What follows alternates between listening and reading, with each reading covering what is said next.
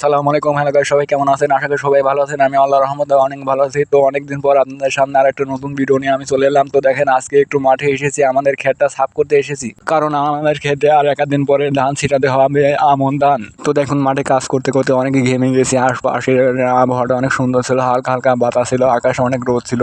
তো দেখেন, আজকের আকাশটা অনেক সুন্দর, আজকের দিনটা অনেক সুন্দর ছিল। আজকে একটু এসেছি মাঠে কাজ করতে। তো দেখেন, আজকের আকাশটা অনেকই সুন্দর ছিল, পরিষ্কার ছিল। তো দেখেন, চারিপাশে খালি সবুজ আর সবুজ। তো দেখুন, এটা হলো খেতের হাতাল। দেখুন, হাতালে চারকোনা গাছালি ছিল, অনেক আগাছা ছিল, সবগুলি পরিষ্কার করে দিলাম। চারিপাশে আগাছাগুলি সাফ করে দেওয়ার পরে এরপরে খেতটা সার দিয়ে তারপরে ধান ছিটাতে হবে, কারণ পানি চলে আসবে। আমন ধান বলে কথা, আর কয়েকদিন পরে আমাদের এখানে পানি চলে আসবে।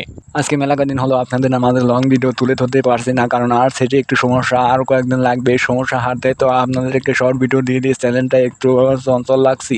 প্রায় অনেকদিন পরে এসেছি মাঠে কাজ করতে, কারণ বসে থাকতে থাকতে আলসে হয়ে গেছি। এখন একটু এসে দেখুন, হাতাল টাতাল কাটতেছি, কোদালে কোপা কোপা হাতাল ছাড়তেছি, কারণ আগাছাগুলো না মারলে বুই গর্দান দেখা যাবে। আকাশটার যতই প্রশংসা করি ততই কম হয়ে যাচ্ছে। দেখুন, সূর্য মামা এসে ডুবা ডুবা ভাব হয়ে গেছে। আকাশটা অনেক সুন্দর ছিল। তো আজকের ভিডিওটা কেমন লেগেছে কমেন্ট বক্সে জানিয়ে যাবেন।